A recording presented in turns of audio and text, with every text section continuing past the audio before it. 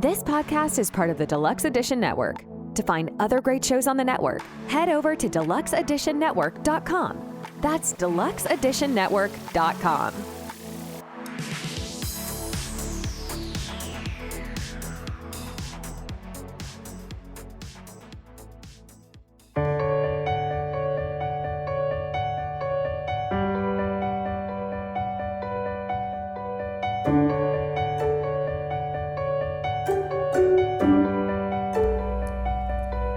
Hello, welcome to Hidden History and Odyssey Through Time.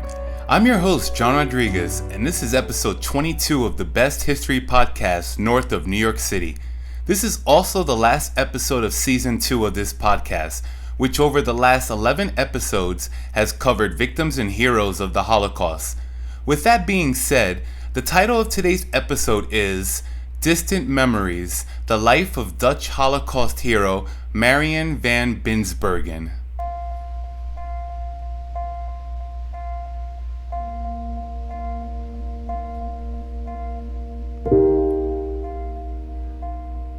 Before we begin, it's August, and we here at Hidden History would like to give a quick shout out to the podcast of the month over at the Deluxe Edition Network, our podcast network.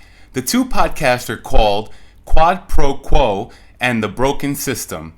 Quad Pro Quo is a weekly film podcast by two couples who also happen to be friends and live next door to each other. New episodes drop every Thursday. The Broken System podcast is a true crime podcast that explores different criminal cases that have slipped through the cracks of the justice system. You can find these great podcasts on Spotify, Apple Podcasts, or wherever you podcast. Thanks for listening, and now let's get to the episode.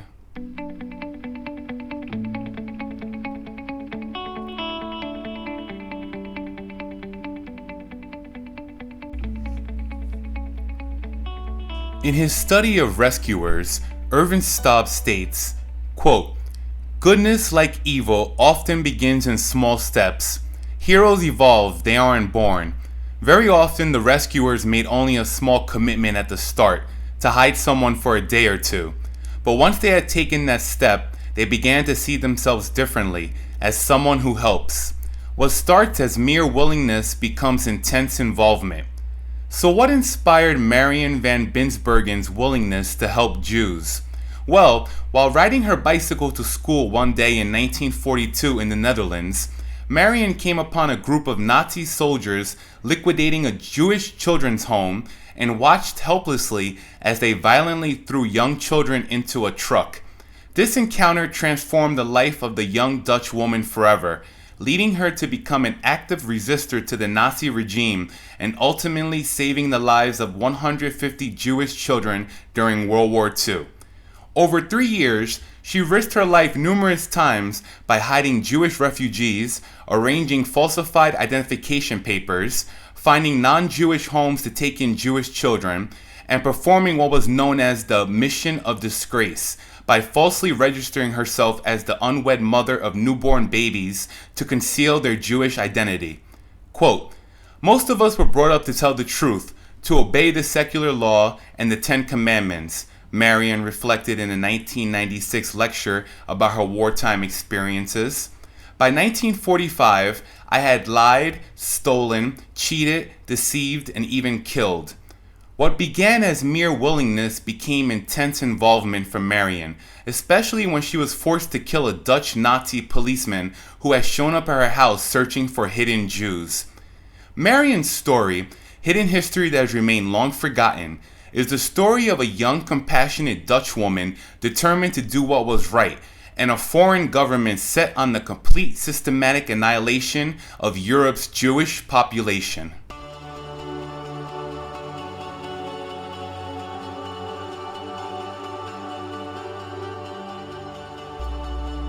Marianne Pritchard was born Marianne Philippina van Binsbergen on November 7, 1920, in Amsterdam, the Netherlands.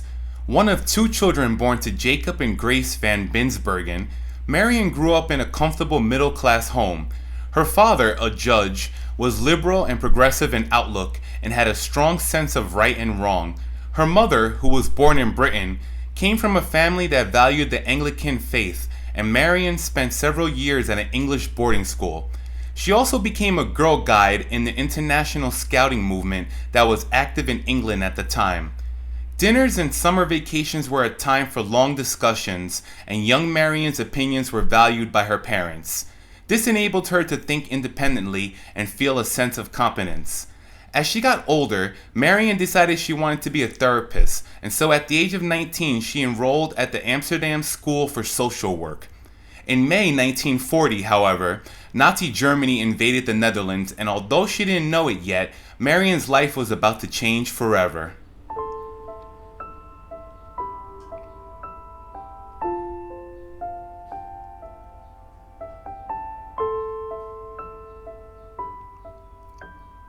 On May 11, 1940, the world looked very different in Europe than it had just the morning before.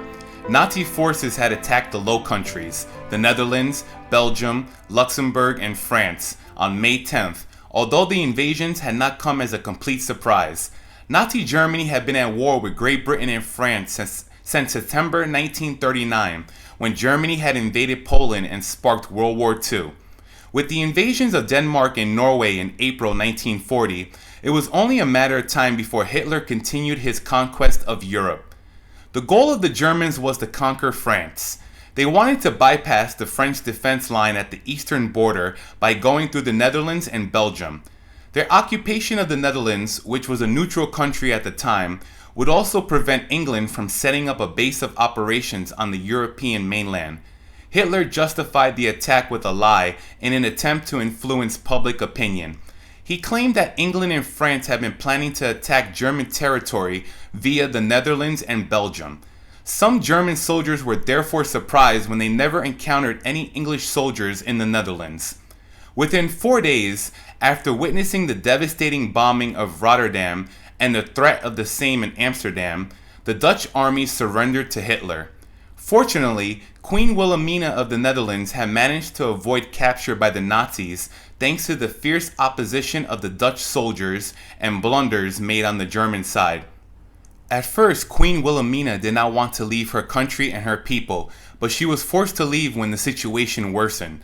She fled to Great Britain, where she established a government in exile, but there was very little she could do for the people of the Netherlands. Some people criticized the Queen for fleeing and called her a coward. However, during the German occupation, the Queen would prove to be an important symbol of the fight against Nazi Germany.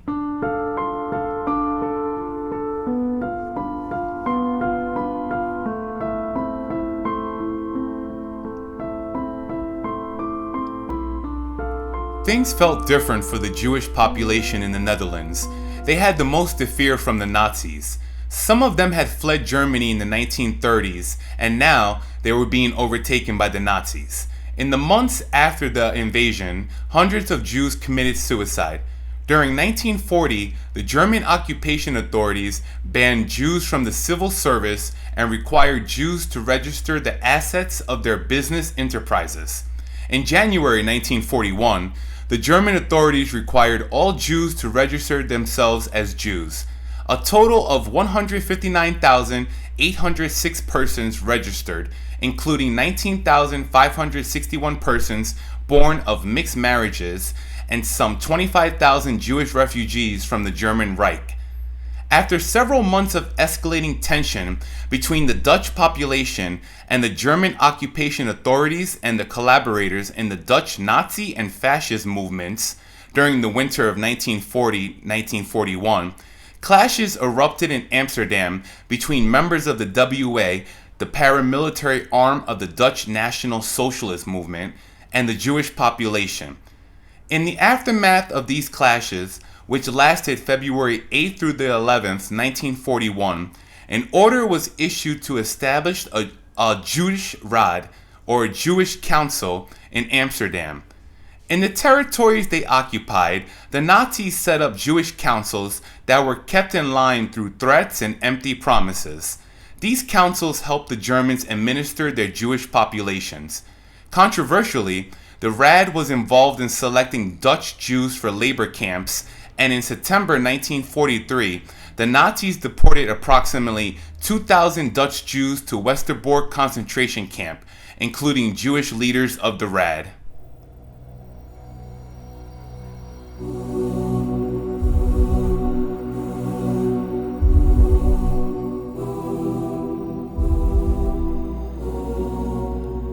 While studying at a friend's apartment in 1941, Marion was arrested by the Nazis along with the other students present, who turned out to be part of the Dutch resistance. Unknown to Marion, the students who lived in this apartment had been listening to the Allied broadcast on the radio and were then making copies and distributing them. As a result, Marion would spend the next 7 months in jail. Quote, "I always thought I had my mother's ability to ignore fear until I spent some time in jail, and that was very frightening."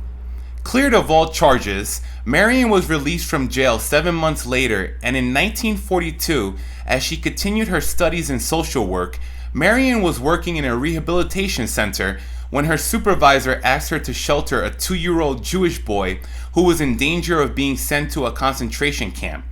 Despite the possibility of prison or worse, she brought the boy home, not telling her parents that he was Jewish, and he remained there for several months until Marion found him a safer place outside Amsterdam. It was also in 1942 that Marion decided to focus on psychoanalysis, and around July of that year, her Jewish psychoanalyst asked her for help finding a safe location to hide, since he knew she was already involved in trying to save people from being sent away to the death camps. Marion and 2 others managed to find the psychoanalyst a place to hide, and they brought him food, clothes, and news from the outside. Eventually, the psychoanalyst was found by the Germans and did not survive the war.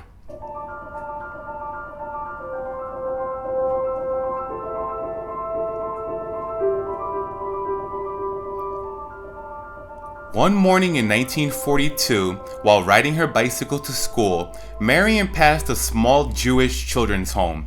She saw Nazis loading children, from babies to about 8 years old, onto trucks. Quote, "They were all crying, and when they didn't move fast enough, a Nazi would pick them up by an arm or leg or even hair and throw them onto the trucks. I was so shocked by this treatment that I found myself in tears." Marion then watched 2 women come down the street and try to stop the Germans, and they were thrown onto the trucks as well. Before this moment, Marion had known of the German threat, but had never actually seen the Germans in action. It was then that she realized that her rescue work was more important than anything else she might be doing. From then on, Marion started to participate actively in the Dutch resistance, often working by herself or cooperating with a network that located hiding places for Jewish children. Her mandate was to work as a courier, visit children at their hiding address, and transport them to a new address by train or simply on the back of her bicycle, and supply them with fake identity papers, ration cards, and when needed, medical aid. Marion's former high school teacher also sent Jewish children to her, and Marion never hesitated to go down to the town hall on a mission of disgrace to register a Jewish child as her own. In addition to carrying out short-term assignments, Marion would also take on a long-term mission when she made the decision to hide a Jewish man and his 3 children from the fall of 1942 until liberation in 1945.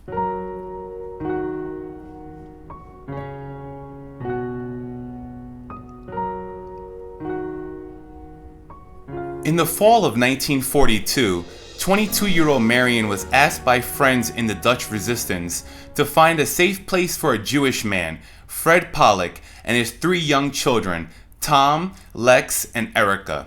Fred was forced to go into hiding after his non-Jewish wife, Edwina Moore, was arrested for her resistance activities shortly after the birth of their 3rd child. Fortunately, she was later able to return to her family after the war. Marion moved Fred and the children to a house in North Holland, and for the first year in hiding, Marion visited the family every weekend. When she finished school in November 1943, she moved into the home and took over the full-time care of the children, while Fred worked on his PhD thesis in philosophy. Marion became very close with the children, especially baby Erica, and the people in the neighborhood thought that the children were hers. One night in 1944, 3 German officers and a Dutch Nazi policeman showed up at the house in North Holland for a search. In the event of such raids, Marion and the others had removed some floorboards in the living room and built a hiding space, which Marion covered with a rug. When it was time to hide, the baby would be given a sleeping pill before being placed in the hiding place with the rest of her family. Thanks to this hideout under the floorboards, Fred and his family made it through many raids during the war. On this particular night in 1944, Marion did not have time to give Erica the crushed up sleeping pill. The Germans and the Dutch Nazi left after failing to find any Jews, and the baby started to cry, so Marion let the children climb out of the hiding place. Unfortunately for him, the Dutch Nazi returned to the house about a half an hour later, hoping to catch Jews who had been in hiding coming out of their safe spots. Listen to Marion explain what happened next with the Dutch policeman. So this night, just the Dutch Nazi policeman came back, and I couldn't think of anything else to do except to shoot him. Meek, the Gentile who had asked me to find a place for them, had given it to me, and I had put it behind the books on the shelf above the bed, never intending to use it. I'm against capital punishment and I'm against abortion. I can make exceptions on abortion, of course, but I am basically opposed to capital punishment and killing in general. But your unconscious is quite powerful. And when it was a choice, most likely between the kids and him, I chose him. And I didn't wait to see what he was going to do or what he was going to say. By then, I could... Obviously, if he'd gone into the other room, he would have seen the kids. He might have known the kids were around anyway. But my instinct was that if I didn't get rid of him, those kids were doomed. After killing the Nazi, Marion spoke with her neighbor and friend Carol Poons, a Jewish ballet dancer who was determined to assist in the rescue effort of as many Jews as possible. Carol quickly came to her aid, and in spite of the curfew, he walked to the village and talked with the baker, who agreed to come and get the body in the morning with his horse and wagon. Carol and the baker also paid a visit to the local undertaker, who agreed to dispose of the Nazi's body by putting it in a coffin with another body being buried the next day.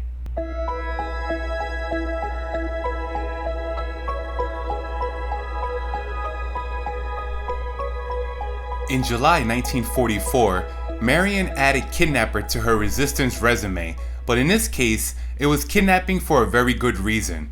You see, in a village near the house that Marion lived in was a woman named Leanne Brillich-Lichper, a talented Jewish dancer and singer. She was in hiding with her non-Jewish German husband Eberhard, her 2-year-old daughter Kathinka, and other members of her family. Leanne and her sister Jannie had decided to fight back against the brutal Nazi occupiers of the Netherlands, and risking arrest and death, they set up a safe house in the woods that they called the High Nest. This secret place would serve as a hiding place and underground center for resistance partisans, as well as anyone else condemned by Hitler. Leanne and her sister were warned repeatedly that they were taking too many chances, but their response was always the same: how can we refuse anyone who comes to us for shelter? Unfortunately for Leanne and the rest of the occupants of the High Nest, they were eventually betrayed. On July 12, 1944, police and members of the SS, a Nazi paramilitary organization tasked with the annihilation of the European Jews, surrounded the High Nest. While the house was being searched, Leanne pretended to have a fit, hoping she could convince the Nazi detective guarding them that the children should not be taken to prison as well. The trick worked. Leanne's daughter, Kathinka, was taken to the home of a local doctor after Leanne did a little more convincing and also mentioned that her daughter was only half Jewish. The adults in the group were taken to Gestapo headquarters in Amsterdam, where they spent the night, and the next day, the SS tried to get Leanne to provide information, but she refused. The officer in charge then hit her in the face and threatened to bring in Kathinka and torture her. That night, July 13, someone approached Marion and her Jewish neighbor Carol Poons, asking her to steal the little girl before the Germans took her away. Once again, Carol Poons insisted on helping out, although Marion knew that Carol would be killed if they were caught, and she didn't want him involved. Nonetheless, Carol insisted, and the next morning, he and Marion went to the home where Katinka was being held. While Carol distracted the doctor and the guard at the front door, Marion ran in the back door. Quote, "Fortunately, Katinka was already dressed," recalled Marion later on. "I grabbed her, ran down the stairs, put her on the back of my bike, and pedaled off. It seemed as though she knew how high the stakes were. She was so small, so brave, and so scared, but she didn't utter a sound." Katinka was reunited with her parents, Leanne and Eberhard, after the war. The couple had another daughter, and Leanne carried out her plan to perform Yiddish songs of celebration, defiance, and remembrance for the next 50 years. The full story of Leanne, her sister Jannie, and their fight against the Nazis can be found in the book The Sisters of Auschwitz, the true story of two Jewish sisters' resistance in the heart of Nazi territory, by Roxanne van Iperen. The rescue of little Katinka in July 1944 was important to Marion because although she was the one to ride away with the little girl, it was thanks to Carol Poons that she even accomplished the task. Marion wanted the world to understand that we do not have to remember the Jews only as victims. Carol was a Jewish rescuer. There were many courageous Jews who were rescuers, but a majority of them did not survive the war simply because they decided to try to save other Jews instead of going into hiding.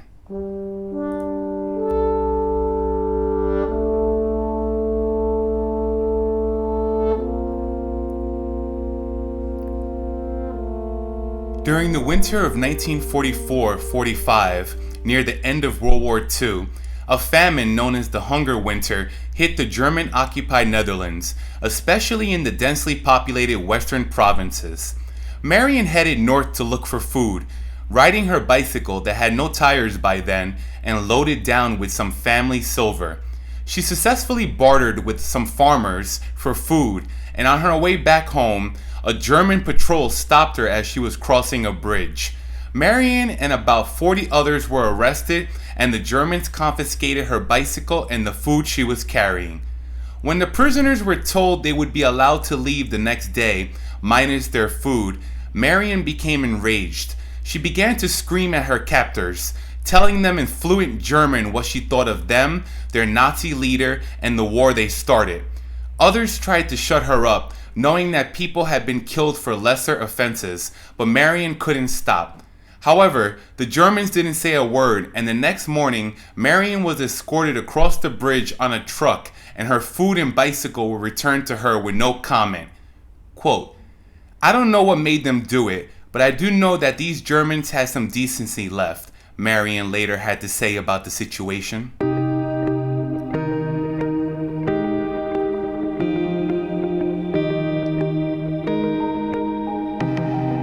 The liberation of the Netherlands by Canadian, British, and Polish forces began in September 1944, and by May 5, 1945, Nazi Germany had surrendered, which led to the final liberation of the whole country. The next day, the details were worked out, and on May 7th, the British and Canadians assumed authority over the Netherlands. The war was finally over, but the irreversible damage had already been done. Between the summer of 1942 and September 3, 1944, when the last train left for Auschwitz, the Nazis and their Dutch collaborators deported some 107,000 Jews, mostly to Auschwitz and Sobibor extermination camp, where all but 5,200 were murdered. However, 25 to 30,000 Jews went into hiding, assisted by the Dutch underground.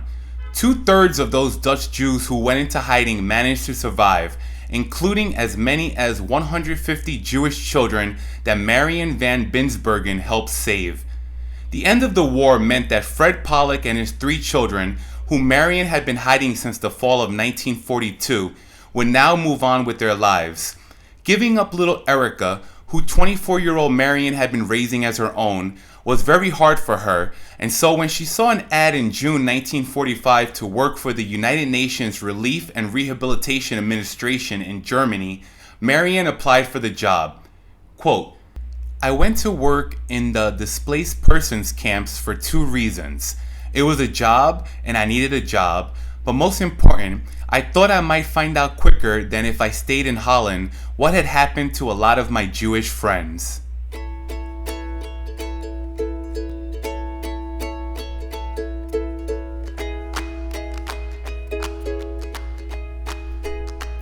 In the displaced persons camp, Marion looked after the needs of survivors of the war, most of them Jewish, and processed the papers for placing people.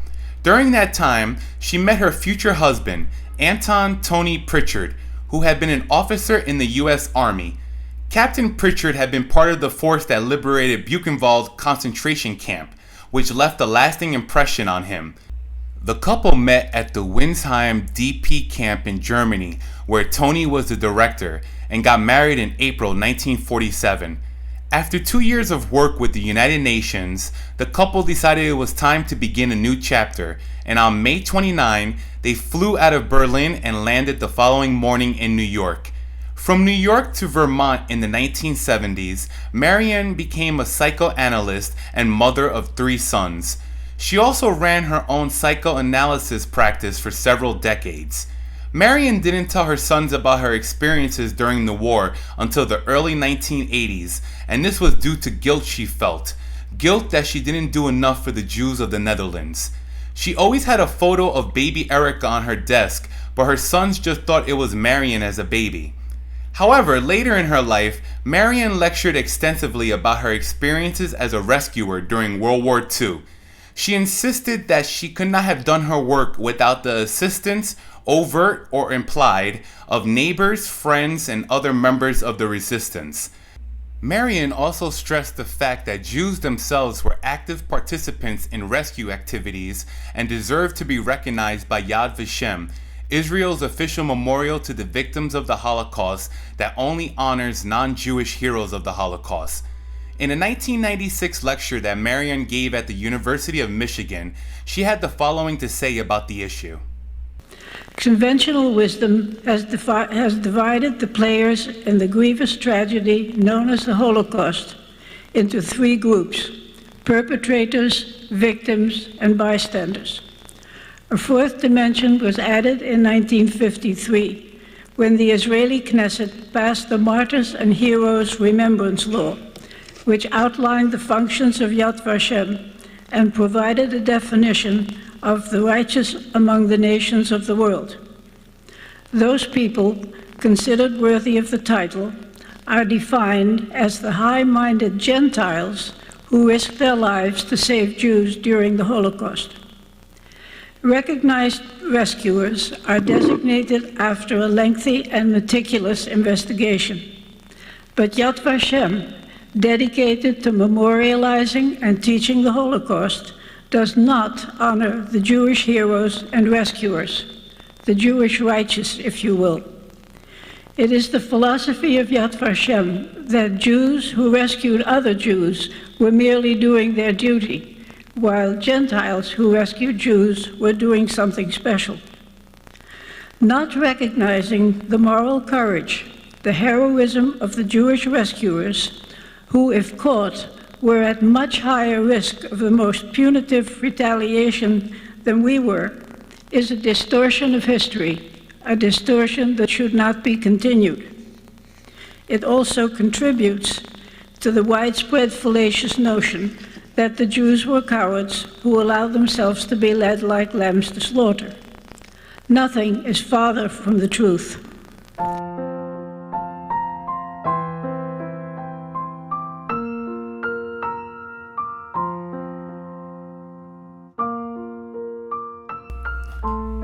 On March 31st, 1981, Yad Vashem recognized Marion Pritchard van Binsbergen as righteous among the nations based on the testimony of Fred Pollock, the Jewish man she had hid during the war, along with his 3 young children.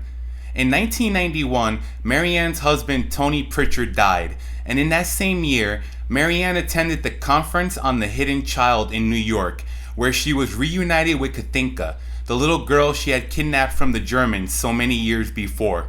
Erica Pollock, the baby Marianne had raised in hiding, had been unable to attend the conference because she had just given birth to a child. Beginning in the mid-1990s, Marianne was an active participant, along with a number of survivors and guest lecturers, in the Summer Seminar for Teachers, organized annually by the Miller Center for Holocaust Studies and coordinated by Robert Bernheim. According to Bernheim, quote, "She could silence a room with her presence. Her message was timeless.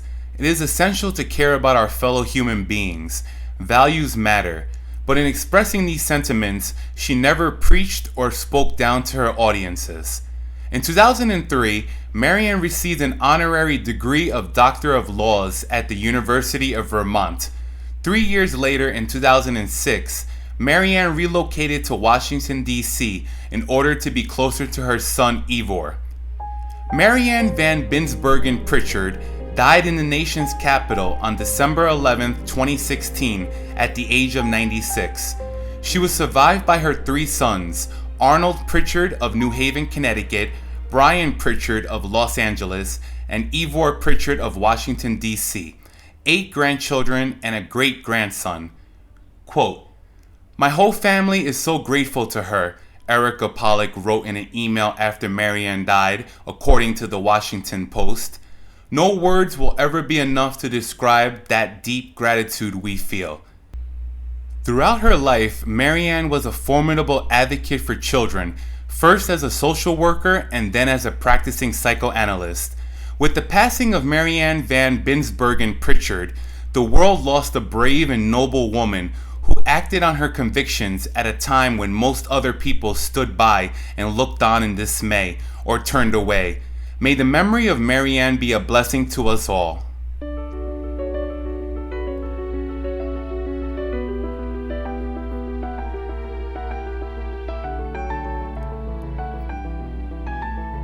Thank you for listening to the last episode of Season 2, and I hope you have learned something new today.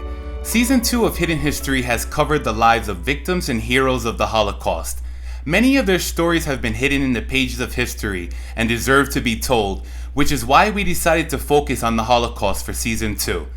While we are still deciding on the subject for Season 3 of Hidden History, please follow us on Instagram at Hidden History Pod, and please subscribe to our YouTube at Hidden History Pod.